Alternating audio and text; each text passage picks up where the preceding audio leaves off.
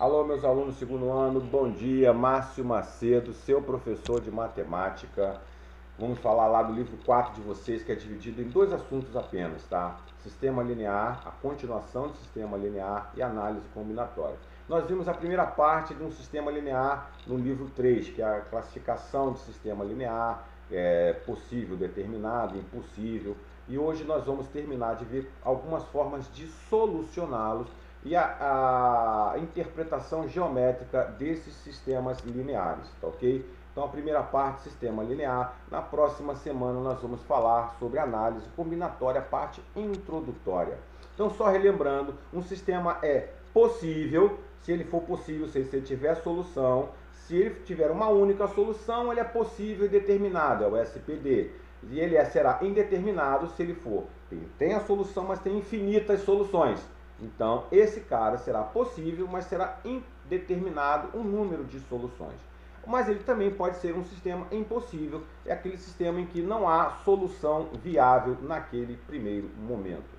Bom, uma das formas de resolver um sistema é pela forma de escalonamento. Mas para se entender o que é escalonamento, nós temos que verificar como é um sistema escalonado. Um sistema escalonado. Então, considere um sistema linear em que cada equação há um coeficiente não nulo. Diz que o sistema está da forma escalonada se o número de coeficientes nulo antes do primeiro coeficiente não nulo aumenta de equação para equação. Na prática, eu tenho que ter o seguinte, olha lá, eu tenho 3 no primeiro, 2 no segundo e 1 no terceiro. Tá ok? É dessa forma que irá funcionar. Ali no último, lá na letra 2, eu tenho A, B mais C mais D igual a S, C menos D. Então, 3, eu tenho 4 equações, 5, depois eu tenho 4, depois eu tenho 3, depois eu tenho 2. Então, isso é um sistema escalonado. Ele vem diminuindo o número de coeficientes não nulos e desconhecidos. Isso é que é estar escalonado. Agora, como escalonar um sistema, aí é que é o pulo do gato, certo? Vamos lá então. Como é que eu vou calcular uma maneira, né, de calcular um sistema escalonado? Bom, há dois tipos de sistemas escalonados.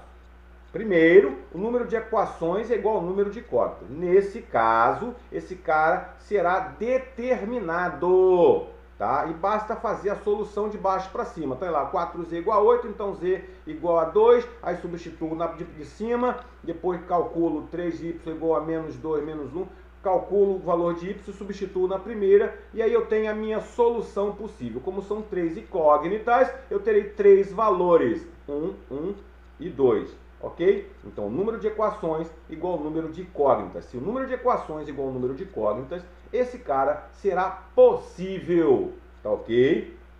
Então, será possível determinar. Agora, o número de equações é menor que o número de incógnita. Nesse caso, não aparece no começo nenhuma equação a variável livre para o segundo membro. Em seguida, para cada variável livre é atribuído um valor arbitrário.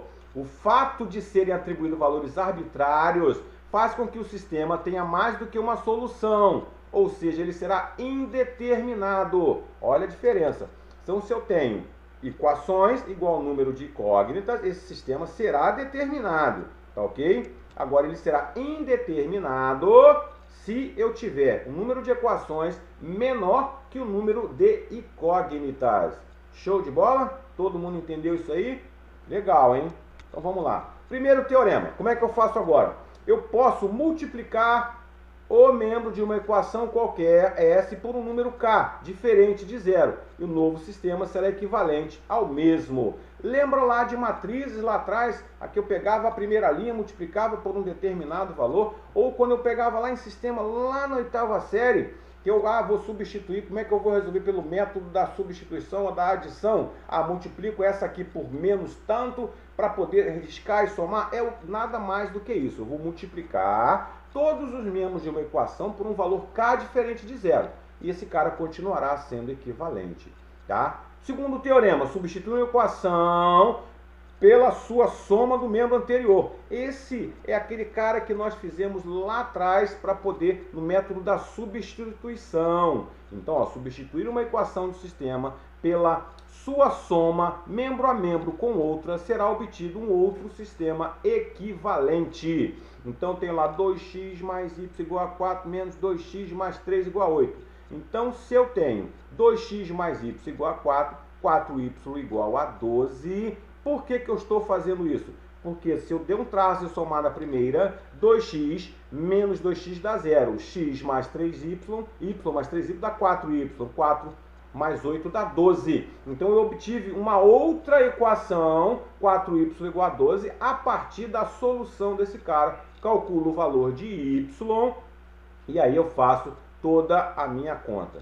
Tá ok? Então eu posso substituir, multiplicar qualquer linha por qualquer número, mas também posso acrescentar uma outra equação ou substituir uma equação existente por outra equivalente, que será, não alterará o sistema. Então, ó, para escalonar um sistema eu preciso, primeiro passo, organizar o sistema de modo que a primeira equação possua o coeficiente da primeira incógnita diferente de zero. Então tem lá x mais 2y mais e igual a 9. A primeira é diferente de zero, então tá valendo. Ok? Segundo passo, por meio da propriedade de sistema equivalente, anular todos os coeficientes da primeira incógnita das demais equações.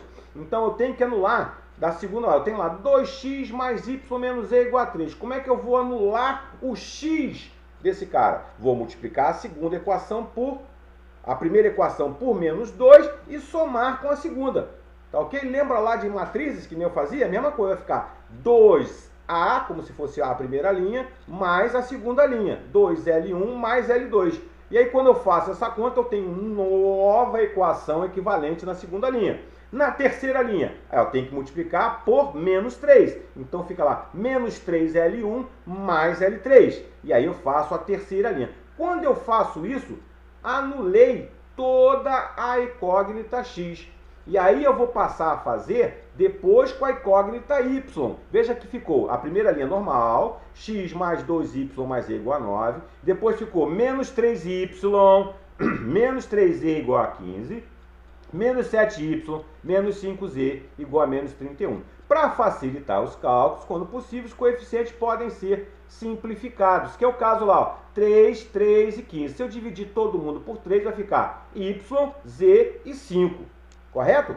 Então, ó, fica no y, z e 5. Neste caso, como é que eu vou sumir com esse cara? Eu vou pegar a última e vou tirar o coeficiente y. Como é que eu faço isso? Vai ficar 2 vezes L2 mais L3, ficando então, 7 vezes L2 mais L3. Vou sumir com o coeficiente y, ficando então com a última equação 2z igual a 4. Opa, escalonei meu sistema. Agora é só calcular. Z vai ser 2, aí substituo z na segunda lá, y mais 2 igual a 5, depois substituo na primeira, e aí eu vou escalonando. Isso é fazer um sistema escalonar. Não esquecendo que para escalonar eu tenho que primeiro anular o coeficiente x nas duas equações de baixo. Cálculo, fiz isso? Depois eu vou eliminar o coeficiente y na última equação, montando todo um sistema dessa forma. Ok? É assim que eu escalono. Então, se durante um sistema de escalonamento ocorrer uma equação do tipo 0 vezes x, 0 vezes y, o sistema será impossível. Tá ok? Guarde isso aí. Então, será SI. E se uma equação do tipo 0x mais 0,6x2 vezes 0 igual a 0, a equação poderá ser suprimida do sistema, pois ela é verificada por qualquer valor de incógnita. Ou seja, ele não precisa desse cara, já que esse cara não haverá solução possível. Regra de Cramer, fundamental para poder resolver um sistema. Tá ok? A regra de Cramer, ele vai determinar, resolver um sistema por matrizes. E para eu poder entender isso, eu tenho que saber bem de determinantes. Então, se eu tenho um sistema 2 por 2 lá, AX mais BY igual a C, A2X mais B2Y igual a C2. Então, o determinante da primeira matriz, dos coeficientes da primeira matriz, quem é o coeficiente da primeira matriz? A1, B1, A2, B2. Calculo o seu determinante. Depois eu calculo o determinante de X. O que é o determinante de X? É pegar as respostas C1 e C2 e substituir pelos coeficientes A, ficando C1, C2, B1, B2. Calculo o seu determinante. DY, calcular o determinante de Y é pegar as respostas C1 e C2 e substituir pelos coeficientes B1, B2. calculo o determinante. Ao calcular o seu determinante, eu tenho o determinante de y. O teorema de Cramer fala o seguinte: a solução de uma equação x, o valor x, será nada mais do que d de x dividido por d. Então, o determinante de x dividido pelo determinante. Depois, y será o determinante de y dividido por d. Em um sistema de equações lineares é chamado normal ou de Cramer, quando o número de equações é igual ao número de incógnitas, que a gente viu lá atrás, sistema possível determinado. E o determinante tem que ser diferente de zero, ok? Então o sistema será SPD com determinante diferente de zero. Se o determinante for igual a zero, esse cara será de infinitas soluções, então será SPI, sistema possível e indeterminado, ok? Possível e indeterminado se esse cara tiver infinitas soluções. E quando que esse cara terá infinitas soluções? Quando o determinante for zero. Lembrando que eu estou falando do sistema homogêneo. Homogêneo é aquele que tem o número de incógnitas igual ao número de equações. Se eu tenho 3 equações, eu tenho 3 incógnitas. Se eu tenho 2 equações, eu tenho 2 incógnitas. Aí eu posso afirmar, se o determinante é diferente de zero, esse cara é SPD. Se o determinante é igual a zero, esse cara é SPI. Ok? Bom, a interpretação geométrica que eu falei para vocês significa o seguinte. Primeiro vamos no sistema 2x2. Num sistema 2x2, que eu tenho AX mais BY igual a C, na realidade tem uma equação de reta. Então, o sistema 2x2 são equações de retas que eu tenho lá, que a gente aprende lá na 8ª série também. A interpretação geométrica funciona o seguinte: se eu tenho duas retas, se elas são concorrentes, significa que elas se tocam num ponto. Então, se elas se tocam num ponto, eu posso afirmar para vocês que esse sistema será SPD, será possível e determinado. Então, o sistema será SPD 2x2 se as retas forem concorrentes. Se as retas forem paralelas, terei infinitas soluções, já que qualquer ponto desta reta também está aqui, ó. Perdão, paralela não, é coincidente. Qualquer ponto da reta de cima está na reta de baixo. Então será possível e indeterminado se as retas são coincidentes. Se elas são paralelas, nenhum ponto dessa reta soluciona a reta de baixo. Então esse caso é o caso de um sistema impossível. Então, interpretação geométrica 2x2 tem a ver com retas. Retas concorrentes, SPD. Retas coincidentes, SPI. Retas paralelas, SI. Ok? Num sistema 3x3, eu estou falando de planos. E aí, planos tem a ver também, basicamente, com a questão de retas, a mesma interpretação. Se esses caras são paralelos, se os três planos são paralelos, nenhuma solução será possível. Então, eu estou falando de um sistema SI. Agora, se os três planos são concorrentes, já que a determinação de plano que a gente viu no começo do ano nada mais é do que três planos determinam, tá? Até a interceptação de três planos determinam três retas, e três retas determinam um plano, lembram disso? Nós vimos lá atrás. Então, essa primeira figura, a figura 1, é o caso de um sistema SPD, sistema possível determinado. Os três planos serão três retas possíveis. E é o último caso lá, que eu tenho duas retas paralelas e dois planos paralelos e um seccionando, é o meu caso de um sistema SPI. É possível, mas é indeterminado, já que eu tenho planos que são paralelos. Ok? Show de bola. Essa é a interpretação linear. A discussão agora, vamos lá. Um sistema, o que seria discutir um sistema? Significa quando que é possível ter solução e quando que não é possível ter solução.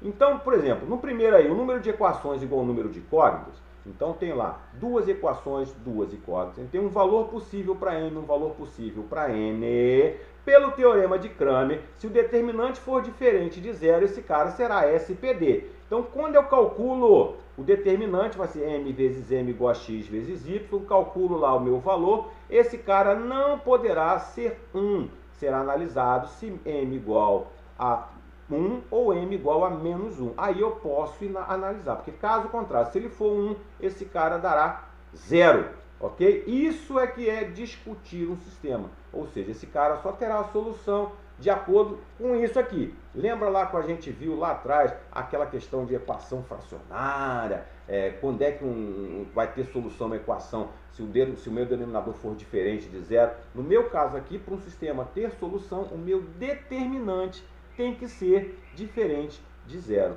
Tá ok? E quando eu analiso aí os valores possíveis para esse cara solucionar, se o m for 1, eu tenho que esse cara será indeterminado, já que escalonando eu vou ter duas incógnitas lá e duas equações, mas sempre possível e sendo iguais, dando resultados bem possíveis. No caso, m mais y igual a 1, m mais y igual a 1, na realidade eu estou falando de retas coincidentes. Se são retas coincidentes, meu sistema será indeterminado. Já o m-1 será um sistema impossível. Por quê? Porque eu tenho equações diferentes dando a mesma resposta. Ou seja, eu estou falando de retas diferentes. Então não tenho, são retas paralelas. Então esse cara será um sistema impossível. No exemplo 2 lá eu tenho três equações com três incógnitas com duas equações. Também calculo meu determinante e aí eu vejo como eu vou calcular quando que um sistema será SPI, quando que ele será SI, quando ser primeiro, esse cara jamais será SPD. Por quê? Porque não foi uma condição pré-existente para o cara ser SPD, é que o sistema seja homogêneo, número de incógnitas e seja igual ao número de soluções. Eu tenho duas equações e três incógnitas. Então esse cara só pode ser SPI ou SI. Como é que eu vou discutir isso? Aí eu faço toda a substituição possível, faço a equação da primeira, substituo na segunda e aí eu vejo qual será a minha resposta possível desse cara. Tá ok? Bom, isso nada mais é do que sistema linear. Então, lembrando, sistema possível, sistema impossível, quando é possível determinado. Então, essas são as discussões possíveis. A maneira de fazer a regra de Cramer é show de bola, desde que eu lembre bastante de matrizes. Então, o que é a regra de Cramer? Lembrando, eu tenho lá a matriz dos meus coeficientes, aí pego a minha resposta, substituo na coluna do x, tenho d de x. Minha resposta em y, tenho d de y. Minha resposta em z, tenho d de z. Substituo d sobre d de x é igual a d sobre d de x, dx sobre d. Faço toda a minha conta, minha divisão, lembrando que o determinante tem que ser diferente de zero. Tá ok? Ó, beijo no coração. Qualquer coisa, liga, manda zap, manda um e-mail que a gente tenta solucionar para vocês, tá? Um abraço, fiquem com Deus.